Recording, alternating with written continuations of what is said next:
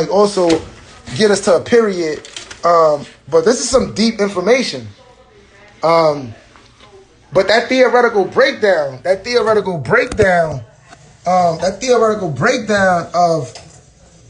of healing justice and social political developments. Read the dissertation. Before I read the dissertation, before we hang up, I'm gonna get and Alex, if you still here, Alex, if you here, go to our email and type in educational tools and copy all of our links from that email and send it here, because if he don't do it, I could do it later. I don't want to stop the flow right now, but I'm gonna send y'all on my website our album, our documentary, and the dissertation, because you should go read chapter 3 and talk, and also just read Healing Justice outside of this dissertation. Go read more about healing justice. Go read more about social political development. Understand what those things are, because those things are being carried into this theoretical framework right there. So now we got the problem. We got this violence, and violence is rippled. Historical violence, structural violence / institutional violence / systems of oppression.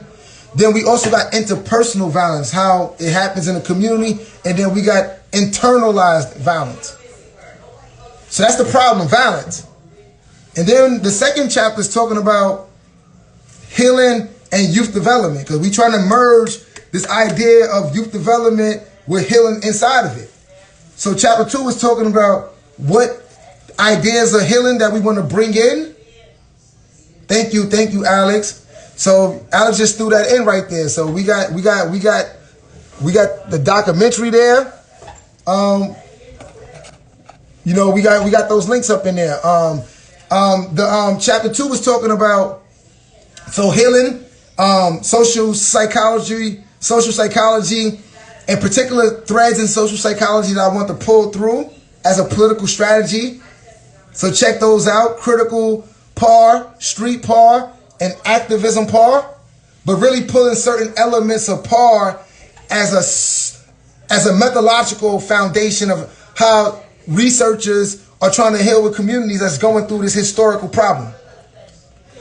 The second part of healing I pulled in is black feminist theory standpoint, because our black sisters, our black women have always been teaching us how we've been going through violence, historically, structurally, interpersonally. So we pull on their wisdom around healing, and then indigenous ideas about healing. And in the youth development, we walk through the 80s all the way up to right now. Pathology. What was the ideas in the 80s around pathology? Then we moved to positive youth development. And then we moved to social political youth development. And then we moved into youth organizing. And then we moved into what about healing center youth organizing? And then we talked about how H.O.L.L.A is coming in and saying, what about this community specific approach to healing center youth organizing? What about a hyper refocus on spiritual development and hope development? And what about putting youth development in a journey that's always in relationship to community development, grassroots organizing? That youth development only happens in grassroots organizing. And then the third chapter is saying we standing on healing justice and we standing on social political development.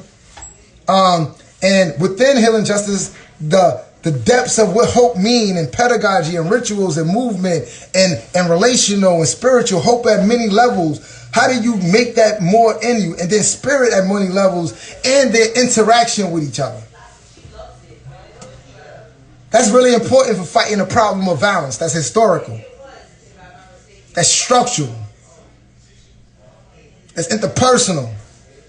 That's internal. Particularly when we got historical and generational trauma, when the trauma is passed on from generation to generation. Particularly when we understand that there's historical unresolved grief. That people haven't been acknowledged, that a lot of communities, particularly our communities, the 7 neighborhoods, black and brown, indigenous, but the state, the government, the failed institutions They was blaming us, saying that we was pathology, that we was promiscuous, that we was super predators. That was in the 80s, let alone 1492 or whatever year you want to talk about. But they haven't acknowledged that they fucked us up. They fucking us up. That's a spiritual pain. That's a wound. So you need some spirit and some hope. Like, even if we punching and we fighting and we struggling against the war and we struggling against that, like, for our own self, because like that's what the brothers and sisters started doing in prison. They knew that rehabilitation wasn't happening and no system that was designed to keep us locked up and that's been targeting us. So they started working on their own wounds. So that spirit, we're just trying to like underscore that, like, you need that spirit and hope when you're doing grassroots movement building. Martin Luther King told us that, man.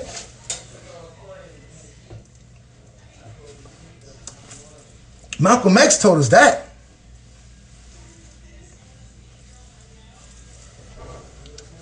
And all of our ancient and indigenous brothers and sisters always tell us that the ancestors and cosmology, that enhances your dream for liberation, because you living for something bigger than you. You understand that you are your ancestors. You are the faith. You are Fred Hampton. Like you understand that you struggling for something that ain't just about your family all the time, like in the way that you think about your family. So that spirit and hope is important. Any questions, any comments, man? We're going to try to wrap up chapter 4 real fast. Any questions, any comments?